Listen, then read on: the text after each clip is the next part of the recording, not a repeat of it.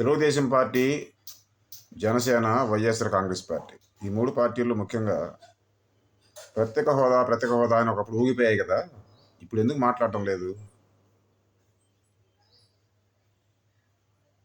ప్రత్యేక హోదా అనేది అల్లావుద్దీన్ అద్భుత దీపం అయితే కాదు.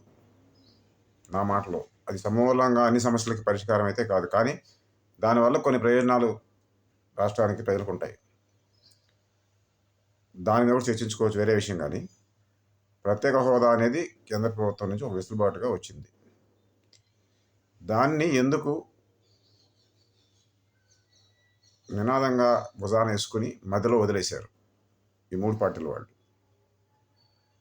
ప్రత్యేక హోదాతోనే ఆంధ్రప్రదేశ్ ప్రయోజనాలు నిలబడున్నాయి అని చెప్పి వాగాడంబరంగా చెప్పి ఎందుకు ఆపేశారు? జగన్ మాట్లాడటం లేదు, పవన్ కళ్యాణ్ మాట్లాడటం లేదు, చంద్రబాబు మాట్లాడటం లేదు.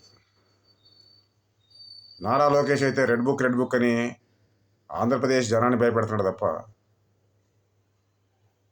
ఈ పనిలో ఉన్నాడు తప్ప ప్రత్యేక హోదా గురించి మాట్లాడటం లేదు.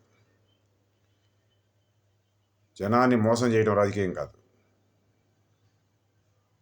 మీ అవసరాల కోసం జనానికి అబద్ధాలు చెప్పడం రాజకీయం కాదు. ఒక నినాదాన్ని భుజాన వేసుకుని మీ రాజకీయ అవసరం తీరిపోయిన తర్వాత, అధికారం చేతికి వచ్చిన తర్వాత,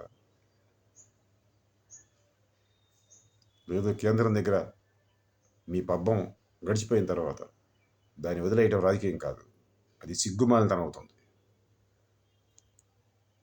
సిగ్గుమాలినతనం అవుతుంది.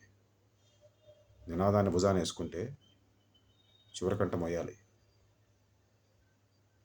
కమ్యూనిస్ట్ ఇండియా వర్దిలేను, కమ్యూనిస్ట్ విప్లవం వర్దిలేను.